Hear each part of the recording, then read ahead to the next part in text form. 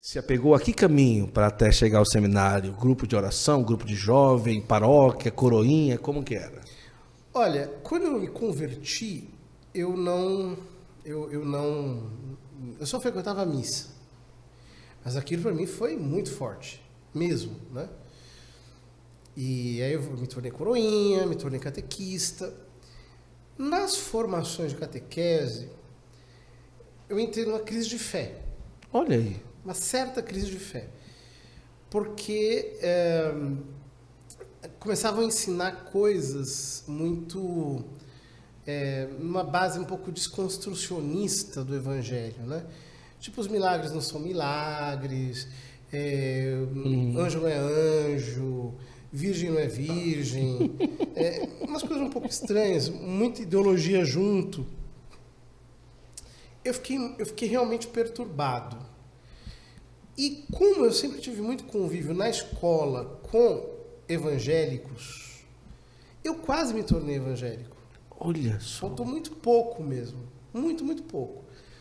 Foi aí que eu descobri o grupo de oração. Na época, o grupo de oração funcionava um pouco na clandestinidade, no sentido de que havia uma orientação muito oficial de que não houvesse grupo de oração nas paróquias. Então eu comecei a frequentar grupo de oração que acontecia nas casas das pessoas, e foi uma experiência maravilhosa. E aí eu me tornei católico, assim, com C maiúsculo mesmo, né? Eu mergulhei mesmo na fé, no sobrenatural. Porque isso que eu dizia, né? Eu tinha sempre uma necessidade do sobrenatural. Desde quando eu era garoto, sempre precisava do sobrenatural. Quando eu me converto, vou para a igreja, começo a fazer cursos de formação e o sobrenatural me é arrancado, para onde que eu vou? Aí eu descubro o grupo de oração. E eram anos de ouro ainda, né? Da renovação carismática. Eu vi muitas coisas lindas acontecerem diante dos meus olhos, né? De manifestações muito exuberantes da graça de Deus. E isso me sustentou mesmo. E todas essas pessoas daquele tempo são pessoas para mim muito queridas. Toda vez que eu encontro, eu tenho um sentimento muito profundo de gratidão e de fraternidade com elas. E quando entrou no seminário, a experiência carismática, não sentiu falta lá? Como que foi? Ou o senhor não entrou assim, ele é um seminarista meio carismático e tal? Ou o senhor disse, não, agora eu tenho que estudar para ser padre e acabou? É muito engraçado como Deus nos vai conduzindo. Porque o que acontece? Eu entrei para o seminário no ano de 98. Aqueles anos houve uma espécie de explosão da renovação, pode ficar à vontade, da renovação carismática com o padre Marcelo. Sim. Mas quem era carismático de berço, digamos assim, eu não era de berço, mas quem realmente tinha intimidade com os grupos de oração, observou com uma certa estranheza aquele fenômeno de uma espécie de carismatismo massificado, de gente pulando, dançando dentro da igreja. Sim. A renovação carismática não era exatamente aquilo. Não era. Ou seja, justamente naqueles anos, meio que eu tomei distância. E eu comecei a me aproximar realmente digamos assim, das fontes da fé.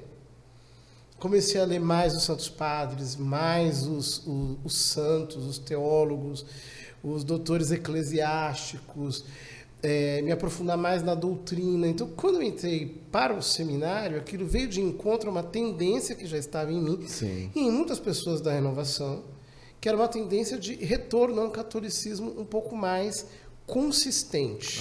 Entendi. Que não ficasse apenas assim... na base de dons e carismas, mas que fossem as fontes da fé. E efetivamente foi assim. Então, eu me lembro que foi nesse período, por exemplo, que eu li A Fé Explicada. Foi bem antes de entrar para o seminário, né? Eu fiquei maravilhado com aquilo. Eu digo, nossa, que coisa maravilhosa, que coisa profunda, né? Como existe conteúdo mais profundo da fé.